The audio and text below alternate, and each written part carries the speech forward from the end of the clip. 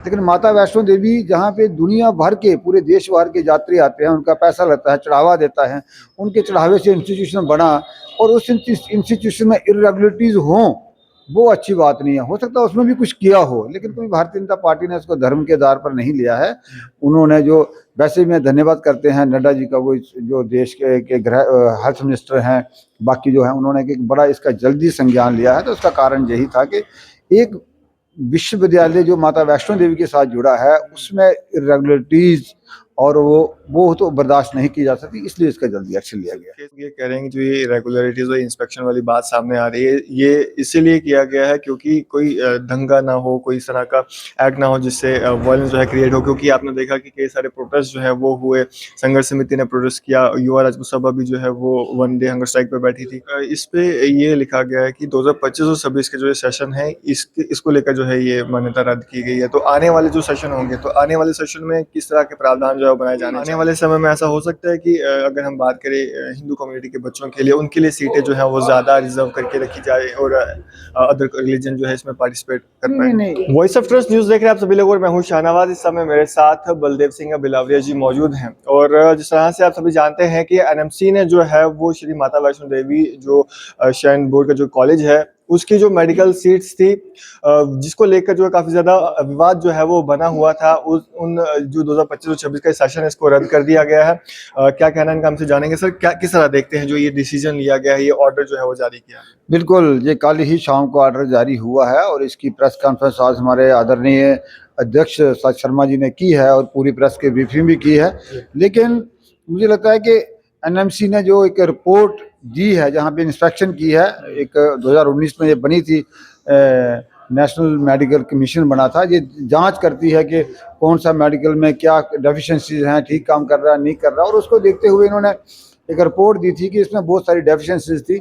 जो एक नॉर्म चाहिए, उस नॉर्म के तहत जो नहीं चल रहा था, उसको देखते हुए उन्होंने कल इसकी जो कैंसिल की है, रजिस्ट्रेशन जो मान्यता होती है वो कैंसिल की है। मुझे लगता है कि अच्छा कदम भी है।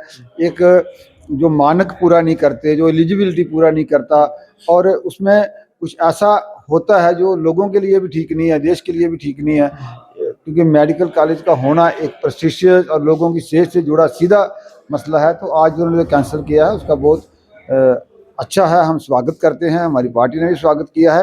और साथ ही एक अच्छी बात इससे और की है कि जो बच्चे वहाँ पे हैं उनको देश प्रदेश के विभिन्न कॉलेजों में वहाँ एडमिशन दी जाएगी, उनका भविष्य खराब नहीं होगा, वो भी एक अच्छी बात है। कई सारे लोगों का ये कहना है कि ये कॉलेज से जो ये रद्द कर दिया गया है, ये सिर्फ इस इशू को लेकर था कि जो बच्चे वहाँ पे मुस्लिम समाज के थे, उन्होंने नंबर ज़्यादा था उनका, तो उसकी वजह से जो है ये सारा जो ये चीज़ हुई है। ये भारतीय जनता पार्टी ने कभी भी धर्म के आधार पर इस विषय को जोड़ा ही नहीं है।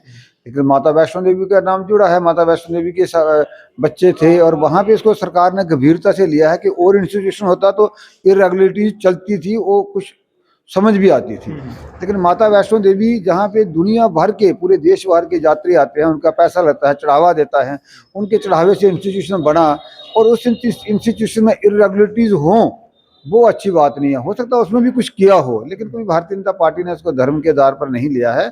उन्होंने जो, वैसे मैं धन्यवाद करते हैं नड्डा जी का, वो जो देश के गृह हेल्थ मिनिस्टर हैं, बाकी जो है, उन्होंने एक बड़ा इसका जल्दी संज्ञान लिया है। तो उसका कारण यही था कि एक विश्वविद्यालय जो माता वैष्णो देवी के साथ जुड़ा है, उसमें इरेगुलरिटीज और वो तो बर्दाश्त नहीं की जा सकती, इसलिए इसका जल्दी एक्शन लिया गया। कई सारे लोग ये कह रहे हैं कि जो ये इरेगुलरिटीज और इंस्पेक्शन वाली बात सामने आ रही है, ये इसीलिए किया गया है क्योंकि कोई दंगा ना हो, कोई इस तरह का एक्ट ना हो जिससे वायलेंस जो है क्रिएट हो। क्योंकि आपने देखा कि कई सारे प्रोटेस्ट जो है वो हुए, संघर्ष समिति ने प्रोटेस्ट किया, युवा राजपूत सभा भी जो है वो 1 डे हंगर स्ट्राइक पे बैठी थी।